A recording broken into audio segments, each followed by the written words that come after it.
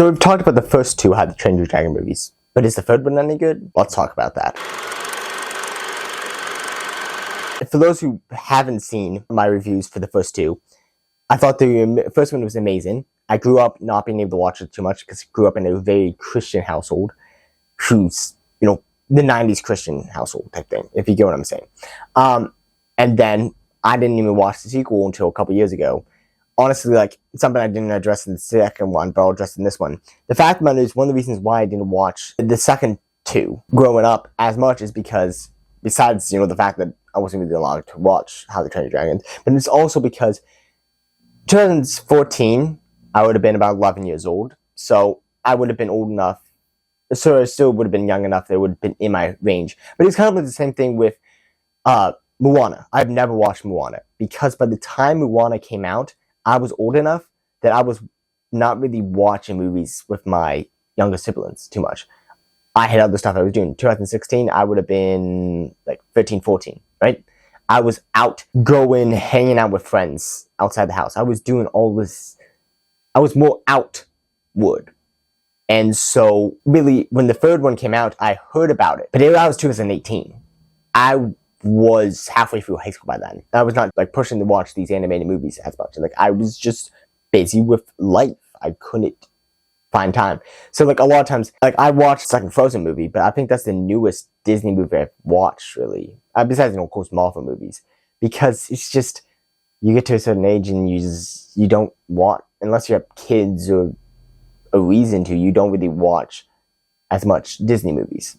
So, or animated movies like that. So anyways, but my point I'm bringing up this is, again, as I talked about in the first and second video, the fact is I didn't watch the last two until I bought this set of them, last year. Then I watched it, I'm they're enjoyable. Are they as good as the original? No. That's the big thing. I feel like these movies go downhill. People like to claim that they're a consistently really good trilogy. No, it goes downhill. It's the first one was pretty fun. The second one was fun, but it had its moments where okay, you're just repeating the original. It's not that great. And then the third one, the villain's not great. The visuals are great. The story is not great. It's just not that great. It's still fun to watch, but and there's some epic moments in it, but it was still not great. But why is it not great? Let's start with just, the villain. He looks like a pop star. He doesn't look intimidating at all. His whole motivation is, I killed a night theory once, and so now I've been hunting down every night theory I can find and killing them. That's it. It's cool how it has answering the question you had in the first one. Why is all the night theories gone? What happened? Why are they extinct? Why is it that everyone believes there's no night theories left? Well, it's because this guy has been spending his whole life hunting them down. And so he literally, Toothless is the last night theory. And so that's why there's no more night theories left. I also like how you have Toothless meet a light theory who then, he falls in love with. And it's all this cute little scenes between them. That's fun. Some of the main characters stay good, but again, as I said in the second one, especially in this third one, they had this whole thing where it's people just don't trust Hiccup's leadership because, the second one, his father dies and now he has to be the chief. And people don't respect him. They want someone else to take over as chief. Really? This guy has defeated multiple alpha dragons. He's been rescuing dragons very deadly. He has a flaming sword. All you just name, this guy is not someone you would be oh yeah, no power, no. He may not be as physically looking strong, but he proven himself. Why, you guys keep questioning? I get it, there is somewhat of that, not to bring, religion into it, but, that whole thing with, the fact that Jesus can just time and time again show us something, and we can still put doubt in it, even how crystal clear it is. I am there for you, but are you there for me? Yes, I've proven time and time again that I'm there, and you still want to believe this. You can always find reasons to doubt. So I get it. That's somewhat, you can have that So you get there's somewhat that idea that goes with this of, yeah, these people can always just be like, but I don't know if I trust him. Like, you should, but okay. The story-wise is like, okay. The second one is like, first one, very simple story about this boy realizing that dragons are more than just monsters, and you can learn to control them. You can train them. The second one, he's learning that to step up into leadership. He's learning to put the better of his own people above his own. So he has to learn that so that he can defeat this man, this dragon bloodfist. But the third one, everyone's questioning him, and he has to learn to put the good of the dragons above his own. And then it's just kind of the repeat of the second one almost. And it's just like he didn't really grow at all in this one. There's no growing. It was just they got to leave their home. But I will say I do kind of like the storyline of him having to realize I have to let these dragons go. I can't, because he's just like at the beginning of the story he's collecting all the dragons, and they eventually have to leave because there's so many dragons. And so he's in this one he's like, okay, finally had to realize I have to allow these dragons to go to their hidden world and stay there because that's where they're safe.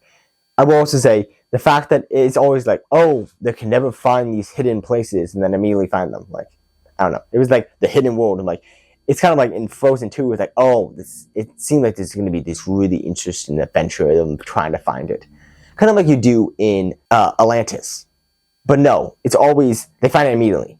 Like, I don't know. I would have preferred more of a journey to find this hidden world and like all these clues and trying to find it. It's like, I don't know. I like that type of storylines.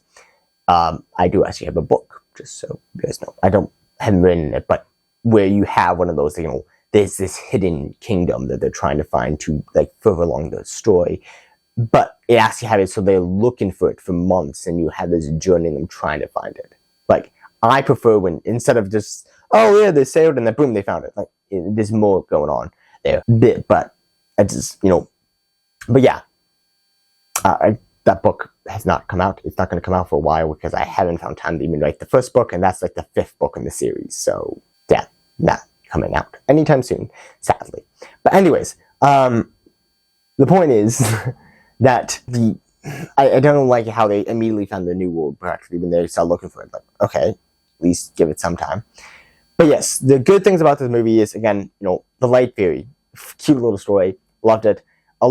I do love the whole lesson with having to learn to let the dragons go, the better of them. And visually, this one is even better. It looks beautiful. And yeah, I also haven't really talked about it in the last 2 ones, but I will talk about it in this third one. Like, I love the point where you see Hiccup with a beard because of the reason that, as I've talked about when I've mentioned Harry Potter before, one thing I like about Harry Potter, despite all of its problems, is the fact that it's so amazing. I love stories where, and that one series I was just saying I'm writing books of, falls in the same category of where you see a kid turn into a man, or a woman, or you see this child. It's a coming of age story, right? In my book, you have it so he starts out as a 14-year-old, and by the end of the series, this is a seasoned warrior with a full-on beard, longer hair, all this. Like, he goes from this